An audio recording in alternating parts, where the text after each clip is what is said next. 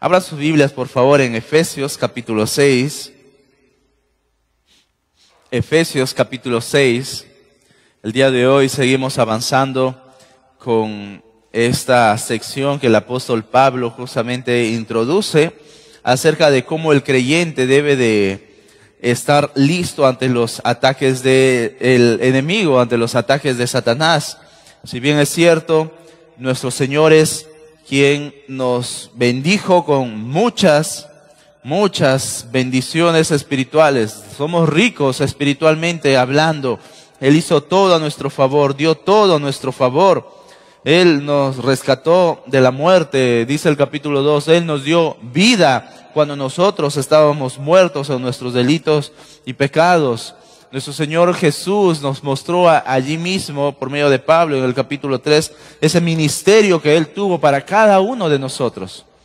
Más adelante nos muestra cómo esta iglesia debe ser cimentada en la palabra de Dios, debe ser cimentada en la piedra principal, en el ángulo principal que sostiene toda esta edificación, que es nuestro Señor Jesucristo. Y Él mismo es quien ha edificado todo eso, Él mismo es quien lo ha preparado, lo ha organizado y lo ha diseñado de tal manera que funcione como Él lo ha establecido, a través de hombres llamados al ministerio para capacitar a hombres y mujeres, para que también puedan ser útiles, puedan poner parte de sus dones al servicio de nuestro Señor. Y allí mismo el apóstol Pablo nos hace un llamado a que podamos andar como lo que somos, llamados sus hijos, que podamos dejar el mundo a un lado, debemos andar en amor, debemos andar como hijos suyos en sabiduría, debemos andar en la luz. Y Pablo mismo nos va a mostrar que cada uno de nosotros tenemos esa lucha. ¿Por qué? Porque Satanás no se va a quedar tranquilo. Si queremos vivir como el apóstol Pablo nos manda aquí, debe ser un gran deseo en nuestros corazones, pero debemos tener presente que el enemigo no va a permitir eso. Satanás no se va a quedar con los brazos cruzados para que esta iglesia sea edificada. Satanás no se va a quedar con los brazos cruzados para que usted pueda obedecer a Dios. Él va a hacer todo lo que esté a su alcance para destruir todo lo que nuestro Señor ha formado, ha organizado, ha cimentado. Y justamente el apóstol Pablo nos dice, el enemigo va a estar atacando, pero nosotros tenemos una armadura. Tenemos una armadura que Dios ha puesto a nuestra disposición para usarla. ¿Por qué? Porque sencillamente esa lucha que hay de Satanás, ese ataque que Satanás hace contra los creyentes, es parte de esa batalla espiritual en la cual nos encontramos. Hay una batalla espiritual que se lleva a cabo en dimensiones que nosotros no podemos observar, en dimensiones que nosotros no podemos ver. Hay una batalla que Satanás está haciendo día a día en contra de los hijos de Dios, en contra de su iglesia, para que podamos desobedecer a Dios, apartarnos. Y obviamente el plan de Satanás es destruir su iglesia. ¿Cómo destruye su iglesia? Destruyendo vidas, destruyendo familias, destruyendo creyentes, destruyendo la vida de jóvenes, de señoritas, destruyendo la vida de matrimonios, destruyendo la vida de adultos y demás hombres que podemos ver y mujeres en la iglesia de nuestro Señor Jesús. Él es experto sabiendo cómo derribar, cómo destruir. Es experto usando nuestras debilidades para que pueda usarlo en contra de nosotros. El enemigo, si bien es cierto, él no es omnisciente, no conoce nada de lo que conoce nuestro Señor. Él no puede leer nuestra mente, Él no puede leer nuestro corazón, Él no tiene esas facultades, pero mira nuestras debilidades, observa nuestras debilidades. Dice Primera de Juan que este mundo le ha sido otorgado a Él para que Él pueda estar haciendo de las suyas junto a un sinnúmero de ejércitos. Y Él, por medio de su ejército, observa cuáles son nuestras debilidades cuando de nuestro propio corazón, cuando de nuestra propia concupiscencia pecamos, cedemos ante el pecado. Y Él sabe y observa de qué pie cojeamos. Sabe y observa en qué momento ponernos la tentación en base a nuestras debilidades. Sabe cómo usar la tentación. Sabe cómo usar a través de la debilidad de nuestra falta en cuanto a sabiduría de la administración económica. Sabe cómo hacerlo para que llegue el momento. ¿Cómo cree que presenta Él la posibilidad de poder caer, tentar? Por medio del robo. Sabe de qué pie cojean los jóvenes de repente de alguna debilidad sexual y va a poner todas las artimañas, va a hacer todo lo posible para que este joven pueda ser tentado de esta manera y así que este joven pueda caer. Sabe de qué debilidades cada uno de nosotros tenemos y Él va a usar todo ello para que podamos caer. Pero lo maravilloso es que el creyente no está solo. El creyente no pelea solo. El creyente, mis hermanos, como la palabra de Dios nos dice, tiene todo asegurado para ganar. Dios ha puesto todas las facultades para que pueda ganar, para que pueda pelear esta guerra. Él lo ha dado todo a nuestra disposición para pelear esta guerra. ¿Y qué cree? La victoria es de Cristo, la victoria le pertenece a Él. La victoria en esta batalla está garantizada no en nuestras fuerzas, está garantizada en el poder de nuestro Señor. Eso es lo que dice el verso 10. Por lo demás, hermanos míos, capítulo 6 de Efesios, versículo 10. Por lo demás, hermanos míos, fortaleceos, aquí está, fortaleceos en el Señor y en el poder de su fuerza. Aquí reside la fortaleza del creyente. Aquí reside la fuerza que necesita el Hijo de Dios. Mi hermano, mi hermana o amigo que nos necesita, muchas veces en este mundo nos van a dar un sinnúmero de cosas. Tú necesitas esto, tú necesitas del otro, aquello y el otro. Pero déjame decirte que esta batalla espiritual no se puede ganar con nada de este mundo. Solamente en las fuerzas de nuestro Señor, en el poder de su fuerza. Esta fortaleza la podemos encontrar en su palabra, a través de la oración, a través de la coinonía, a través del amor que podemos tener unos y otros creyentes. Allí reside el poder que podemos encontrar como hijos de Dios. Cualquier otra cosa cae en un punto de fantasía para el creyente y no satisface verdaderamente esa necesidad que tiene el Hijo de Dios. Debemos de prepararnos para el día malo. El versículo 13 nos va a recordar justamente eso. Dice, por tanto, el versículo, el verso 13, por lo tanto, tomad toda la armadura de Dios para que podáis resistir en el día malo. ¿Cuáles son los días malos? Todos los días son días malos. Hoy es un día malo, mañana es un día malo, ayer fue un día malo.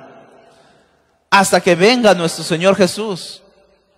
Lógicamente podemos disfrutar de las bendiciones del Señor, pero para el enemigo todos los días son un día malo. Para el ataque que tiene Satanás en contra de nosotros, todos los días son días malos, hasta que venga nuestro Señor Jesús.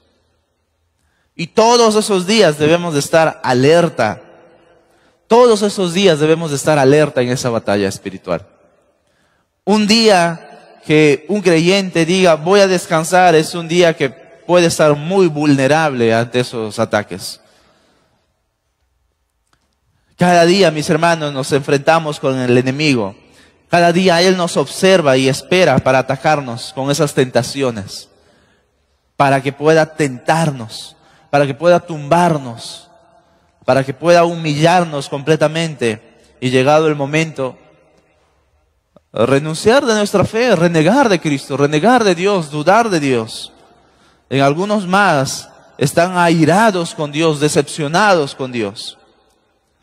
Bueno, como dije, el creyente tiene todas las de ganar. El creyente ha sido dotado de facultades y una de ellas para esta lucha espiritual, esta batalla espiritual, es usar las herramientas que el Señor ha puesto a nuestra disposición. Versículo justamente 11 nos va a recordar lo que debemos de hacer. Vestidos de toda la armadura de Dios. Vestidos de toda la armadura de Dios. Más adelante también lo va a repetir una vez más, versículo 13. Por tanto, tomad toda la armadura de Dios. ¿Se da cuenta? Tomad toda la armadura de Dios. Y seguidamente el apóstol Pablo en el verso 14 empieza a darnos cuáles son esas armaduras. La semana pasada estuvimos viendo el cinturón de la verdad. El día de hoy vamos a estar viendo sobre la coraza de justicia. Pablo nos va a mostrar esta segunda pieza que está unida al anterior. Y vestidos con la coraza de justicia, dice el verso 14. Estad pues firmes, ceñidos vuestros lomos con la verdad y vestidos con la coraza de justicia. Vestidos con la coraza de justicia. Veamos rápidamente qué significa lo que Pablo nos está diciendo aquí primeramente, mis hermanos. Pablo nos va a presentar dos cosas. Uno, coraza, y obviamente está unida a lo que es la justicia. ¿Qué significa esto? Lamentablemente el apóstol Pablo en esta frase no nos dice mucho. Solamente nos dice coraza de justicia, pero ¿qué significa lo que Pablo nos quiere decir aquí? Bueno, tenemos que usar sencillamente todo lo que Pablo ya vino diciendo acerca de la justicia, como lo vimos anteriormente, con la verdad, con el cinturón de la verdad. Y además vamos a tener que observar un poquito a lo largo de la palabra de Dios qué significa la palabra justicia a lo que Pablo está refiriéndose. ¿Qué significa todo esto que Pablo está uniendo? Pero primero veamos la coraza. La coraza. Esa es una pieza muy importante para el soldado romano. En aquellos tiempos los soldados romanos, y obviamente Pablo está observando a un soldado romano. Él está viendo a un soldado romano y él dice, ahí está la más clara imagen de cómo es que un soldado de Cristo debe estar preparado y listo para esa batalla. Él observa a este soldado y puede ver esta pieza de metal que cubría todo el torso de un soldado, específicamente como un chaleco que nosotros podemos entender hoy en día, ¿verdad? Chaleco que cubría la parte del pecho, el abdomen y toda esta área. Y no solamente eso, también la parte trasera. Eso debería de ser a la misma vez muy versátil, pero muy pesado para resistir los ataques, sea de una espada, de una flecha o de una lanza. A la misma vez debería de ser muy ajustable, porque no todos tienen el mismo tamaño de cuerpo, ¿verdad? Debería de ser fácil de ajustar, fácil de acomodarse al cuerpo. Al ser de metal, esta pieza significa que protegía las partes más importantes del cuerpo. Al proteger todo esto, el corazón, lo principal, el hígado, los pulmones, toda esta parte del cuerpo, mis hermanos, y también lo que son los intestinos. Tenía un rol muy importante esta pieza. Un corte que pudiera caer en esta parte del cuerpo podría ser muy mortal para un soldado. Un corte en cualquier otra parte del cuerpo, sea en los brazos, en las extremidades, como las piernas, puede ser resistible, dicen muchos historiadores. Pero un corte, una herida mortal en cualquier parte de esta parte de nuestro cuerpo podría ser muy mortal. Prácticamente un soldado peligraba su vida rápidamente ante una herida de esta manera. Yo puedo decir que esto es muy cierto por experiencia de mi padre. Mi padre una vez me contó justamente cuando sufrió un ataque de estos extorsionadores que hoy en día están muy de moda en nuestros días. Él se enfrentó ante uno de ellos, me cuenta él. Se enfrentó ante uno de ellos, pudo avisorarlo cuando venía con su cuchillo específicamente. Y él rápidamente agarró su martillo ahí para defenderse. Su amigo, el que estaba al lado, se fue corriendo. Dice, pero quedó solo. Entonces venía este hombre a poder apuñalarlo, a hacer lo que podía hacer contra su cuerpo, atentar contra su vida. Lo único que pudo coger fue el martillo para defenderse. Y en aquel enfrentamiento él sufre una primera apuñaladura acá en la parte de las costillas. Perforó las costillas hasta afectar la caja torácica. Rápidamente, él en ese momento nada más sintió como el aire salía de acá, de la caja torácica. Escapaba el aire, dificultando obviamente las posibilidades de respirar. Fue una apuñaladura muy, muy grave y muy certera en esos momentos. Perdió la estabilidad. En ese momento vino otra apuñaladura en su otro lado del pulmón. Hasta que prontamente la gente empezó a acercarse y este bandido se fue. corriendo, pero ya había sufrido unos cortes en los brazos y 2 o 3 apuñaladuras aquí aproximadamente. Lo único que recuerda es la gente acercándose hasta que perdió la conciencia. No pasó ni 3 minutos aproximadamente. Perdió mucha sangre. La pérdida de oxígeno afectó su memoria, pudiendo recordar. Rápidamente perdió la conciencia hasta que despertó en el hospital.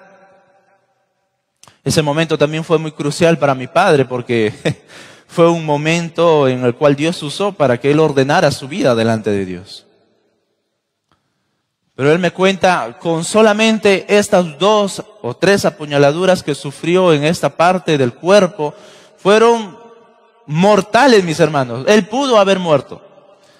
El doctor le dijo, 1 centímetros más afectaba tu pulmón, y todavía que te encontrabas por allá, por el fondo, donde no llegaba rápidamente la ambulancia, morías. Imagínense nada más afectar uno de tus miembros que son muy cruciales para mantenernos con vida. De la misma manera, un soldado cuidaba muy bien su cuerpo para que no sufriera una herida mortal. Un solo ataque del enemigo, mis hermanos, en cualquier parte del tronco de aquí de nuestro cuerpo puede ser muy mortal si estamos en una pelea. Y eso es lo que Pablo justamente quiere unir con esta idea de la justicia. Eso es la siguiente palabra que el apóstol Pablo va a unir. Es la justicia. Y la justicia es un tema tan amplio en la palabra de Dios, pero tenemos que ir por partes. Otra ocasión en donde Pablo menciona aquí en esta misma carta, vamos a verlo rápidamente, es en el capítulo 4, versículo 24, para ver más o menos a qué es lo que Pablo se refiere cuando usa la palabra justicia. Dice, y vestidos del nuevo hombre creado según Dios en la justicia y santidad de la verdad. Y santidad de la verdad. Pablo está hablando aquí un poco de la santidad práctica, de cómo un creyente tiene que vivir. Y eso está muy unido a esa justicia práctica que también debe de estar haciendo el apóstol Pablo. Ya nos va dando una referencia. Capítulo 5, versículo 9, lo va a mostrar una vez más el apóstol Pablo. Porque el fruto del Espíritu es en toda bondad, justicia y verdad. Observe aquí lo que el apóstol Pablo está diciendo. También el fruto del Espíritu se va a mostrar de esta manera acerca de la justicia. Así que el apóstol Pablo aquí no solamente hace referencia a una justicia de Dios, es decir, a que Dios es justo, uno de los atributos de nuestro Señor, una de sus perfecciones. Si bien es cierto, Él es justo, es una de sus perfecciones que Él es justo, pero Pablo no está hablando de esa justicia, que Dios es justo. Pero Pablo tampoco está hablando de esa justicia atribuida que Él nos dio a favor de nosotros a través de nuestro Señor Jesús. Es decir, que todo nuestro pecado fue dado a través de Cristo, o fue dado a Cristo. Cristo cargó nuestros pecados y a la misma vez Cristo nos atribuye esa justicia a nosotros. La conocemos como justificación. Nosotros somos justificados, nos va a decir la palabra de Dios. Segunda de Corintios lo va a decir de esta manera: al que no conoció pecado, por nosotros lo hizo pecado, para que nosotros fuésemos hechos justicia de Dios en él. ¿Se da cuenta? Cristo cargó con nuestros pecados, pero a la vez Él nos imputa esa justicia a cada uno de nosotros. Nos atribuye esa justicia ahora delante de nuestro Señor. La justicia que Cristo nos otorgó allí en la cruz del Calvario nos protege primeramente de la condenación eterna. Esa justicia, esa justificación de nuestro Señor Jesús nos protege de la condenación eterna. Significa que ahora podemos morar con nuestro Señor con seguridad. No hay nada que pueda afectar esa relación que ahora tenemos con nuestro Padre, con esa seguridad de estar a su lado. Pero esa justicia no nos protege del ataque de Satanás. Esa justicia nos protege de que no perdamos la salvación, pero no de los ataques de Satanás. Satanás va a seguir atacando. Ese no es el papel de esta justicia. Esta justicia sencillamente, mis hermanos, nos limpia completamente delante de nuestro Señor y nos dice ahora, tú eres justo a los ojos de Dios. Sin embargo, Satanás va a seguir acechándonos y esta justicia no nos libra de ello. Entonces, a lo que Pablo más seguramente se está refiriendo es a esa justicia práctica. Es a esa justicia práctica. ¿Por qué digo eso? Porque Pablo justamente inicia esta sección diciendo, vestidos, vestidos. Allí está, vestidos con la coraza de la justicia. Hace referencia a una vida de obediencia. Hace referencia a una justicia que debemos de practicar. Hace referencia a una justicia que debe ser disfrutable día a día delante de nuestro Señor, confiando en el sacrificio de nuestro Señor Jesús. Esa es la más clara referencia a lo que Pablo se está refiriendo aquí. No hay nada que pueda alterar esa verdad de que nuestro Señor ha dado todo a favor de nosotros y ahora nosotros debemos de vivir confiando en ese sacrificio. Y no hay nada que pueda afectarnos. No hay nada que pueda decirnos, tú no puedes estar delante de Dios. Mira, si tú has mentido el día de hoy, eso significa que tú entonces ya no eres un verdadero hijo. No. Esa es una mentira que nosotros debemos de conocer del enemigo. Mira lo que acabas de hacer, ¿cómo es posible? Qué vergüenza, ¿qué van a decir los hermanos? ¿Qué va a decir el pastor? Una mentira que Satanás quiere usar para que tú no recuerdes lo que tu Señor Jesús hizo a favor de ti. Para que este enemigo específicamente te haga olvidar lo que tu Señor hizo en la cruz del Calvario a nuestro favor. Pablo entendió esto perfectamente y eso lo relata específicamente en Filipenses. Los creyentes muchas veces somos expertos autojustificándonos. Buscamos la manera de autojustificarnos con nuestros propios medios, nuestras propias obras. Y Pablo nos recuerda que la justicia propia no sirve de nada ante la justicia que nuestro Señor Jesús nos dio. A veces estamos como creyentes y pensamos que sirviendo mucho tiempo nos asegura nuestra relación con Dios. Pensamos que ya me fui a la iglesia y ya aseguré las bendiciones de Dios a mi favor. Pensamos que haciendo una y otra cosa ya estamos asegurándonos el cariño de nuestro Señor. Y eso es lo que Pablo justamente va a destrozar. No hay nada que el hombre o el Hijo de Dios pueda autojustificarse diciendo yo hice esto así que yo me merezco todo. No. Miren la coherencia de Pablo en Filipenses capítulo 3.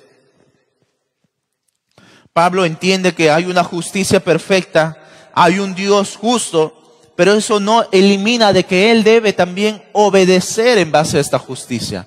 Él debe obrar en base a esta justicia, confiar en lo que su Señor hizo, pero a la misma vez estar obedeciendo, estar viviendo, obedeciendo a su Señor. Dice capítulo 3, versículo 9, y ser hallado en Él, no teniendo mi propia justicia. Observe lo que Pablo está diciendo. No teniendo mi propia justicia, que es por la ley, sino por la que es por la fe de Cristo. La justicia que es de Dios por la fe. Versículo 12. No que lo haya alcanzado ya, ni que ya sea perfecto, sino que prosigo a ver si logro hacer aquello para lo cual fui también asido por Cristo Jesús. Hermanos, yo mismo no pretendo haberlo ya alcanzado, pero una cosa hago, olvidando ciertamente lo que queda atrás y extendiéndome a lo que está delante. Prosigo a la meta, al premio del supremo llamamiento de Dios en Cristo Jesús. El apóstol Pablo entendió muy bien ese balance que debe haber entre la justicia de Dios y cómo un creyente debe vivir. Nosotros debemos de disfrutar esa justificación que Cristo ha hecho por nosotros. Me gozo en ello, dice Pablo. Me deleito en lo que mi Dios hizo por mí. Pero me toca hacer algo. Me toca hacer de mi parte, que es seguir a la meta. Proseguir a la meta. El enemigo nos va a atacar. El enemigo nos va a meter mentiras. El enemigo puede que nos tumbe, puede que nos distraiga, pero el creyente debe seguir a la meta confiando en lo que su Señor hizo a favor de él. No nos olvidemos, mis hermanos, que Satanás va a hacer todo lo que esté a su alcance para atacarnos. Él va a usar todas sus artimañas para que tú puedas caer en alguna tentación, para que tú puedas recibir un ataque mortal como un soldado de Cristo. Pero tú en ese momento recuerda que Cristo hizo todo lo posible para que tú y yo ahora podamos obedecer, podamos confiar en el sacrificio de nuestro Señor. No te escudes diciendo, ya me fui a la iglesia. No te escudes diciendo, es que ya hice esto, ya serví aquello. No te escudes diciendo eso y el otro. Eso no son cosas que a nosotros nos puedan autojustificar delante de Dios, como si ya lo hicimos todo y no necesitamos más nada de nuestro Señor. Todo lo contrario debe llevarnos a tener esta actitud del apóstol Pablo. Yo prosigo a la meta. Yo hago una sola cosa, seguir a la meta, proseguir aquello que Cristo tiene preparado al final para mí. Satanás nos va a acusar de muchas cosas. Satanás te va a humillar. Satanás te va a recordar que eres un pecador, que eres una pecadora y que no mereces la gracia de Dios. Te va a recordar tus pecados pasados con tal de que tú mismo puedas alejarte de Cristo, con tal de que tú mismo puedas avergonzarte delante de la iglesia o delante del pueblo del Señor. Pero tú recuerda que tu único Señor es el que te ha perdonado. Recuerda lo que tu Señor, nuestro Señor Jesús, hizo por ti en la cruz del Calvario. Eso es suficiente. Eso es suficiente. Satanás también va a usar la debilidad o la falta de madurez de muchos creyentes para señalar y para apuntar. Para señalar y para acusar. Para recordar pecados. Para recordar cosas que ni siquiera tienen acá la importancia. Ni siquiera tienen la importancia en el día de hoy y Satanás lo va a usar. Satanás va a usar esa debilidad de muchos creyentes inmaduros, que no pueden ver la gracia de Dios en su máxima expresión, que no les importa la restauración, que no les importa el amor, que no les importa el sacrificio y el perdón que Cristo nos dio a cada uno. Pero nosotros, mis hermanos, debemos de creer en lo que nuestro Señor Jesús nos hizo. Nos justificó. Nos dijo, ahora tú eres justo, vive conforme a ello. Practica la justicia, practica la verdad. Sé obediente a cada cosa que yo te doy, que yo he hecho para ti. Y eso debe ser nuestro mayor impulso. Eso debe ser también lo que Pablo está diciendo aquí. Debemos de animarnos en ver allí nuestra meta que tiene Cristo preparado para cada uno de nosotros. Todos los ataques de Satanás, mis hermanos, que pone a su disposición, pueden ser mortales. Pueden ser mortales a tu corazón, en la base de tus emociones, en la base de tus sentimientos, en la base de tus decisiones. Pueden ser mortales para que tú puedas caer y puedas estar como un soldado caído a punto de desfallecer. Esta coraza de justicia no solo nos da confianza en lo que hizo nuestro Señor Jesús a favor de nosotros, también nos da valentía. No solamente debemos verlo como todo lo maravilloso que hizo nuestro Señor y confiar y en obedecer, esta coraza también nos da valentía, mis hermanos.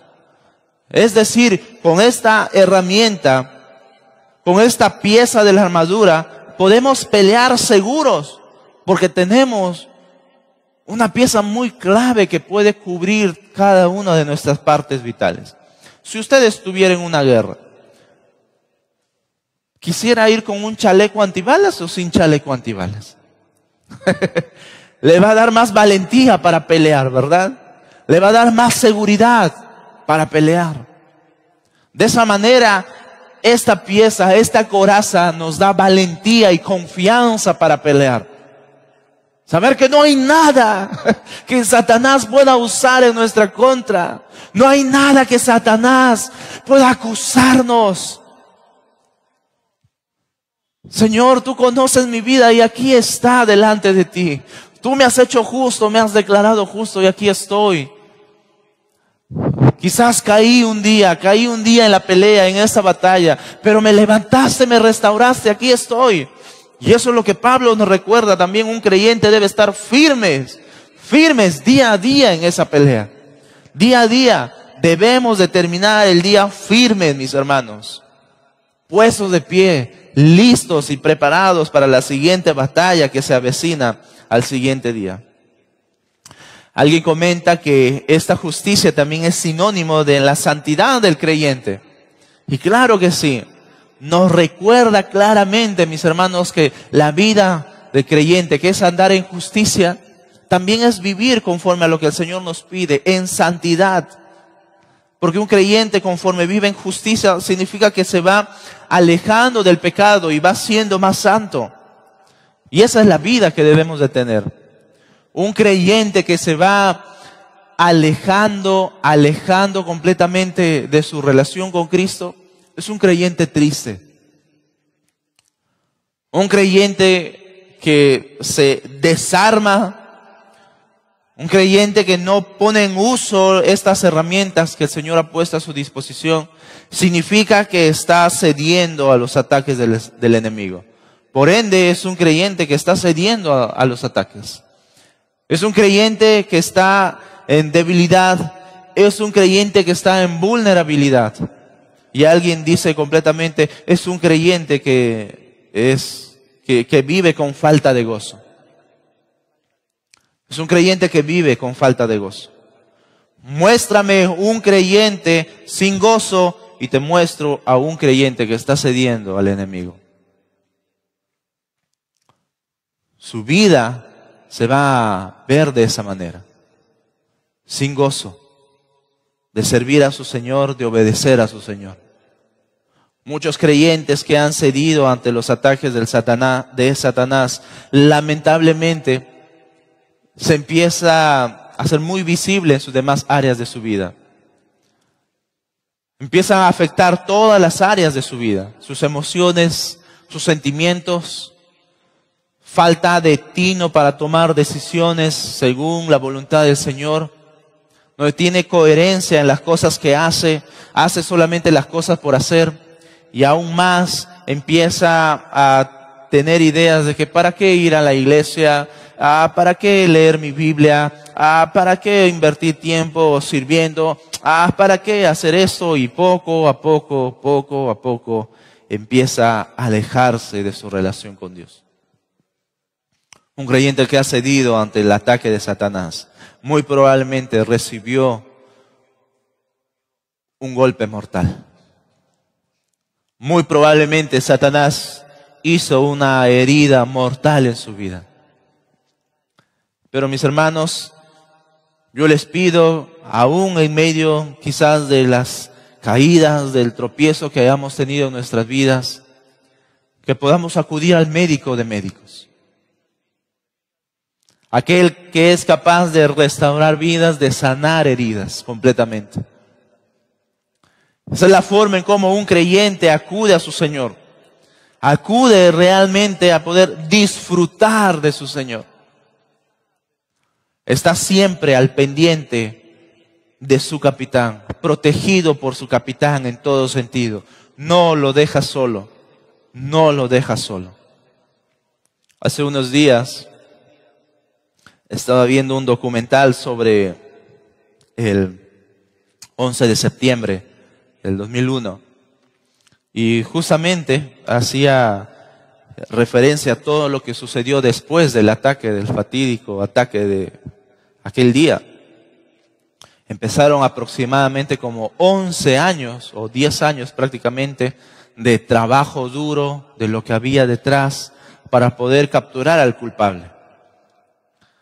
Hasta que el presidente tomó la decisión cuando encontraron una decisión muy importante para ese día.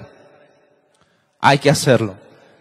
Estaba un 80% seguro de que el culpable era él, y si no acertaba que era esta persona, se venía abajo todas las políticas públicas, se venía abajo todo, incluso la imagen del presidente, la decisión del presidente, la facultad del gabinete presidencial y muchas otras cosas. Sin embargo, llegó el día y dieron con el culpable de este fatídico día del 11 de septiembre. Y justamente en ese día, en medio del operativo que se llevó a cabo, todo era comandado por el presidente. Llevado a cabo en ese momento, guiado en ese momento. Las órdenes eran: nadie se queda atrás. Nadie se queda. Si un soldado cae en batalla, debe ser recogido, debe ser levantado. Nadie se queda atrás. Un operativo llevado a cabo con mucho cuidado, con mucho detenimiento, con mucho trabajo previo. Meses de preparación para que se llegara ese día y totalmente pudieran llevar con éxito esa operación. Entrenaron días. ¿Qué pasa si este día sucede esta cosa? Entrenaban horas, 8 a 10 horas. Esa única posibilidad. Al siguiente día puede pasar esto. Esa misma posibilidad. Ensayaban horas y horas. Y llegado el día, esa operación se llevó con éxito. Nadie se quedó atrás, ningún solo. Y recuerdo el día que el presidente salió a decir con sus palabras muy claras: el comandante y jefe de la nación. Solo recuerdo las últimas palabras. Dios bendiga a los Estados Unidos de América. Mis hermanos, cada uno de nosotros, cuando nos preparamos verdaderamente para esta batalla, yo se los aseguro que el creyente saldrá con éxito. Si el creyente se prepara día y noche para esta batalla, saldrá con éxito. Saldrá con éxito. Puede salir con lesiones, seguramente, son parte de la batalla, pero saldrá con éxito. Como yo vine diciendo una frase: guerra avisada no mata gente, ¿verdad? Y si la mata por descuidada. La dejadez espiritual del creyente trae consecuencias. Y esa dejadez espiritual puede ser mortal para tu vida. Esa dejadez espiritual puede ser mortal para ti, para los que te rodean, para tu familia, para tus hijos, para ti joven señorita. Puede ser muy crucial porque son precisos momentos en los cuales Satanás está atacando tu vida. Satanás está atacando tu integridad y tu relación con Dios. Pero tú mantente firme en ese momento, recordando lo que tu Señor hizo a favor de ti. Y te dice: tú eres justo, tú eres mi hijo. Y ahora vive de acuerdo a ello. Y qué hermoso poder recordar lo que nuestro Señor hizo por nosotros. Esos son las palabras de ánimo para nosotros. Gloria sea a nuestro Señor Jesús por lo que hizo. Vamos a orar. Amado Padre, te damos gracias por tu amor. Gracias por todo lo que tú has hecho por nosotros. Qué grande y majestuoso eres. Has dado a tu Hijo a favor de nosotros. Nos has llamado justos y ahora podemos disfrutar de una relación tan hermosa contigo. Pero ayúdanos a estar atentos también de que el enemigo está alerta, como dice tu palabra, está como león rugiente buscando a quien devorar. Él es experto destruyendo familias. Él es experto destruyendo matrimonios. Él es experto destruyendo vidas, trayendo inseguridad a la vida de jóvenes, de adultos, de esposas, de esposos, trayendo temor en la vida de los hijos, de jóvenes y adolescentes. Él es experto alejándonos de conocer la verdad, alejándonos de poder escuchar de que tú has dado todo a favor de nosotros. Señor, ayúdanos a poder escuchar y conocer esa verdad. Danos la fortaleza que necesitamos para esa preparación diaria. Pronto llegaremos a ver cuáles son esas demás herramientas que nos mantienen listos y preparados.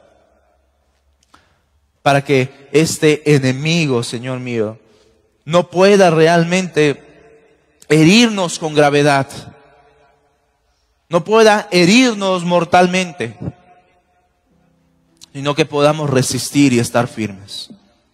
Pero aún así yo pido que tu iglesia, tus hijos, podamos recordar lo que tu Hijo Jesús hizo por nosotros. Porque quizás hay aquí alguien que está dudando, alguien que está con temor, diciendo que tú ya no nos amas, que tú ya no estás a favor de nosotros. Satanás está recordando pecados que no deben de echarnos atrás. Está trayendo, Señor, pecados que ya no tienen que ver nada en nuestro día de hoy. Y ayúdanos a confiar lo que tú has hecho, perdonarnos. Y tú mismo nos recuerdas que lo has echado en el fondo del mar y ahora podemos disfrutar de tu relación, de ser tus hijos verdaderamente y poder vivir confiando en cómo ahora nos llamas, tus hijos. Gracias, Señor mío, en el nombre de Jesús. Amén. El Señor los bendiga, hermano.